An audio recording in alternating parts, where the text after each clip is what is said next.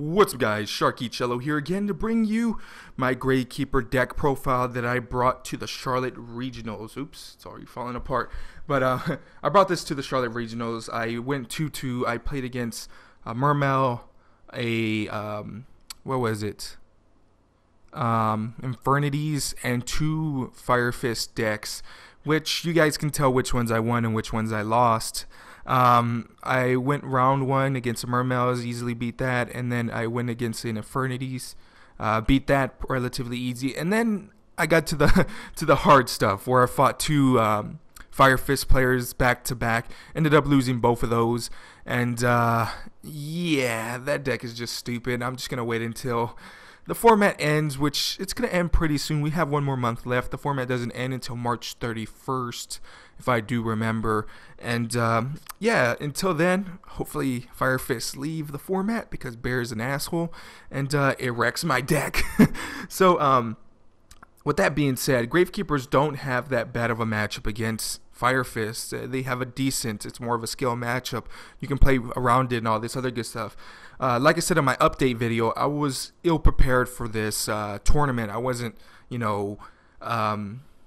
I didn't play test enough. For 1 week I got sick, and then the other week I had so much work and so much homework to do for school and stuff like this, projects left and right, that I couldn't play test, and I couldn't do videos in that time frame. At the same time, my mic broke, so I got a new mic, as you guys can hear, and I know you guys don't want to hear me ramble anymore, so I'm going to go into the Gravekeeper deck profile that I took to the Charlotte Regionals. So we're going to start off with our 3 spies, our 3 recruiters, and last but not least, our 3 commandants, or commandants, whatever the hell you want to call it. I call it commandants because it sounds cooler. But anyway, the only problem I had with this little lineup right here is that commandant, I always drew into this and a Necro Valley, and then the following turn I either draw into this or another Necro Valley, so I had like literally 3 Necro Valleys in hand, which I was like, crap, I don't like that whatsoever. So I think I'm going to remove one commandant, because it's just not needed for me, at least. Maybe for you guys it works differently, but for me it's really not needed. It just doesn't work for me, and I never liked 3 commandants. So yeah, I hope you guys can respect that and not call me a bad player because I'm doing this. And like I said, the reason why I ran 3, because like I said, I never run more than 2 of these, is because people peer pressured me, and never again.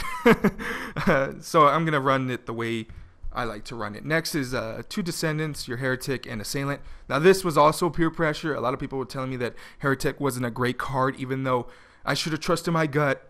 I love Heretic. I think Heretic is such a stupid card this format.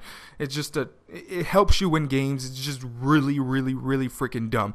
A lot of people told me that I should play the Descendant over the Heretic, which was I originally doing. And like again, I got peer pressured into playing the 2 Descendants, 1 Heretic and 1 Assailant. That was a big mistake. Descendant is really not that great this format. You don't rely on your recruiter popping in, Descendant popping recruiter and then just spamming that left and right and getting searches off.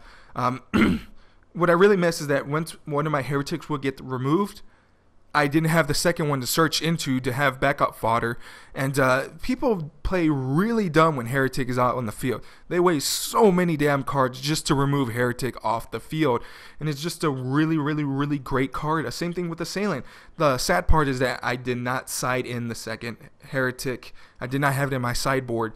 Most of the time I'll side in the second Descendant for a second Assailant. I'll side out the second Descendant for a second Assailant. But yeah, that's just another little thing that I would change for the deck to make it a lot better. Well, for at least this format. I don't know about upcoming formats. Maybe upcoming formats, these cards would be relative again.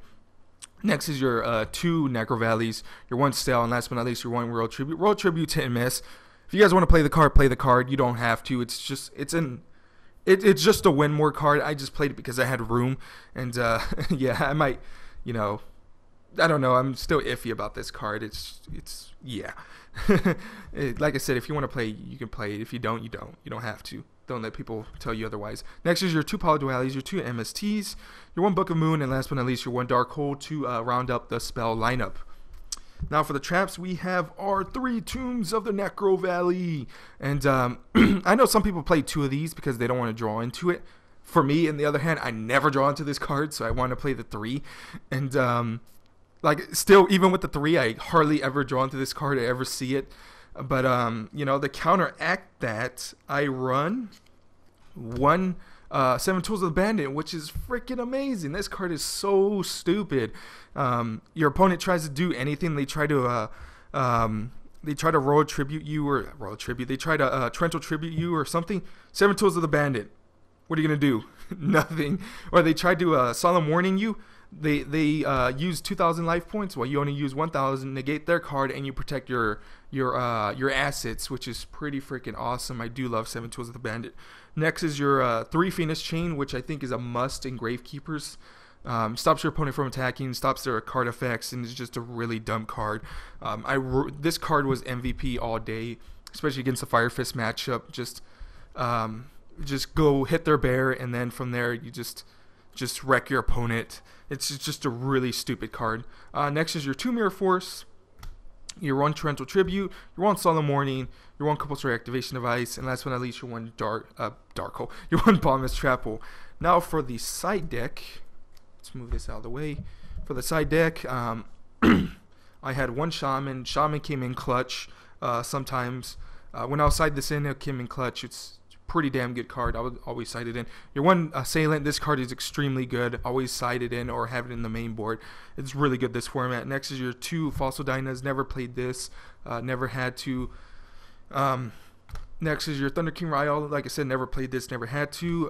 Macrocosmos and Soul Drain. These cards came in clutch in the Inzector. What the hell did I say, Inzector? And the Mermail and Infernity matchup, so really strong cards. Next is your 2 DNA Surgeries, your 2 Deck Devastation Virus, your 2 Light Imprisoning Mirrors, and last but not least, your 2 your Black Horn of Heaven. This card right here, this card is stupid. They go into X Catan Knight, and then you just play this card, and they cry. Like, it's just a dumb card. It's so good. Oh my god, it's so good. Next, for your extra deck, we have our Master Key Beetles, 2 of them. Always went into this to protect my when I would have a Heretic out in the field, I would go into Master Key Beetle, protect my my Necro Valley, and then from there just beat down my opponent with Heretic left and right. It was just a really, really, really nice combo, and you have to play the 2 because you're more than likely going to go into 2.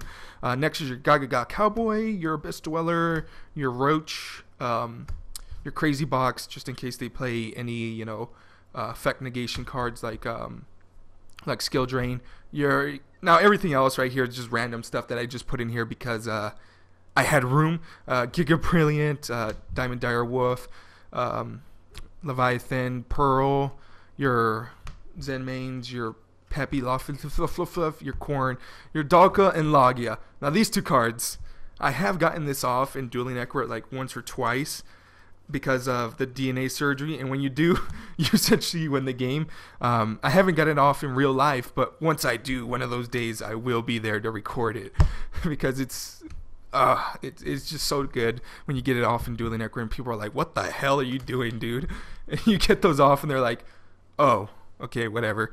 So yeah, someday I'll get them off. But anyway, guys, tell me what you guys think about this deck. I know it's a really long video, but I just really love this deck. I really do admire it. I love the way it works. I just love anything that has a field spell that's freaking awesome. That's why I play Ojamas. Not because they look cool or they're badass or anything. It's because of the field spell. The field spell is broken. Just like in here, the field spell is broken. The deck is so good. This format, it's not really that great because like I said, any smart player will find out you're playing a spy, or they'll find out you're playing a recruiter face down. They usually won't attack into your monster, and they'll just wait until you flip like a spy, do your effects off, and then play a bear next turn. They'll just blow everything up. And if you don't flip a monster, and they'll know what your set cards are if the player is really smart. That's why this deck is not really that strong. The Descendant play is not really that great anymore for this format. In the upcoming formats, this deck will be freaking amazing because it got all the support that it needed to be a really strong deck out there. But once, these hardcore card removal monsters and, effects and all this stuff leave the game, then this deck will be dominant again. But until then, guys, the deck is still, I say tier 2. It's not that the deck is not great. It's just that people haven't found their potential, and this is not the format for Gravekeepers. So anyway, guys, tell me what you guys think about the deck. I do enjoy it a lot. Tell me what changes you would do. I already explained mine. I know it's a very, very, very long video, but I hope you guys sat through it, and I hope you guys enjoyed the deck profile. And until next time, guys, I'll see you guys later, and as always, goodbye.